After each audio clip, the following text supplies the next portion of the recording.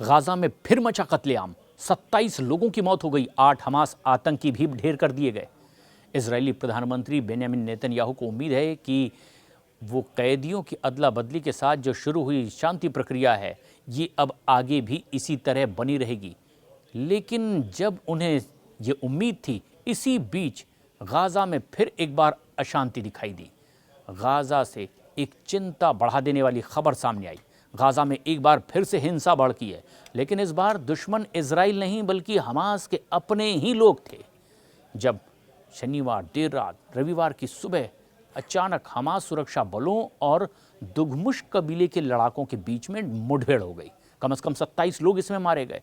19 कबीले के सदस्य और 8 हमास फाइटर इसमें शामिल बताए जा रहे हैं। गाजा इजराइल के बड़े हमलों के खत्म होने के बाद से अब तक का ये सबसे भीषण और बड़ा आंतरिक संघर्ष बताया जा रहा है। एक रिपोर्ट के मुताबिक प्रत्यक्षदर्शियों ने यह भी बताया कि गाजा सिटी के तेल अल हवा इलाके में जॉर्डियन अस्पताल के पास में भारी गोलीबारी हुई है। मास्क पहने हमास गनमैन ने दुगमुश कबीले के लड़ाकों पर हमला कर दिया और कहा जा रहा है कि ये झड़प तब शुरू हुई जब हमास के 300 से ज़्यादा फाइटर एक बिल्डिंग में घुसे थे जहां दुगमुश कबीले के लोग छिपे बैठे थे। स्थानीय लोगों ने बताया कि इस बार तो लोग इजरायली हमले से नहीं बल्कि अपने ही लोगों से भागते दिखाई दे रहे हैं। कई परिवारों को फिर से चिंता सताने लगी है कि फिर यहां से उन्हें विस्थापित होना पड़ेगा।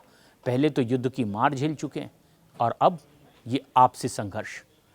दरअसल इस झगड़े की शुरुआत तब हुई जब दुगमुश कबीले के लड़ाकों ने हमास के 2 एलीट फाइटर्स को गोली मार दी और इनमें से एक हमास के वरिष्ठ सैन्य खुफिया प्रमुख इमाद आकेल का बेटा बताया गया। गुस्से में हमास ने सुरक्षा ऑपरेशन चलाते हुए इस इलाके को पूरी तरह से घेर लिया और हमास के आंतरिक मंत्रालय ने यह भी कहा कि यह गैर कानूनी मिलिशिया की कार्रवाई थी जिसे कठोरता से दबाया जाएगा। अब वहीं दूसरी तरफ दुगमुश कबीले ने आरोप लगाया कि हमास उनकी बिल्डिंग पर कब्जा करना चाहता है जो पहले जॉर्डन अस्पताल रही थी और वहां पर कबीले के लोग शरण लिए हुए थे। रिपोर्ट के मुताबिक दुगमुश कबीले के 19 और हमास के 8 लड़ाके इसमें मारे गए जो उनकी तरफ से दावा किया गया। लेकिन गाजा के सबसे प्रमुख कबीलों में से एक है ये।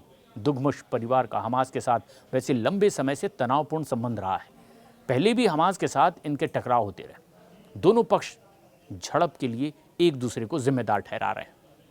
दुगमुश का कहना यह है कि उनके लोगों ने जहां शरण ले रखी थी, हमास उस जगह को अपने कब्जे में लेना चाहता है और इसलिए नुकसान पहुंचा रहा था। अपना बेस वो वहां बनाना चाहता है और इसी की वजह से ये बवाल बढ़ा। गाजा से मिली रिपोर्ट के मुताबिक हमास ने अब हाल ही में 7,000 सुरक्षा कर्मियों को दोबारा बुला लिया है, यानी 7,000 हमास कर्मी फिर से एक्टिव, ताकि इजराइल की वापसी के बाद छोड़े गए इलाकों पर फिर से नियंत्रण पाया जा सके। और इसमें कई पूर्व सैन्य कमांडर भी शामिल हैं जिनमें गवर्नर नियुक्त किए गए। स्थानीय सूत्रों का यह भी कहना है कि हमास गाजा को अपराधियों और इजराइल समर्थक तत्वों से मुक्त कराने की तैयारी में है।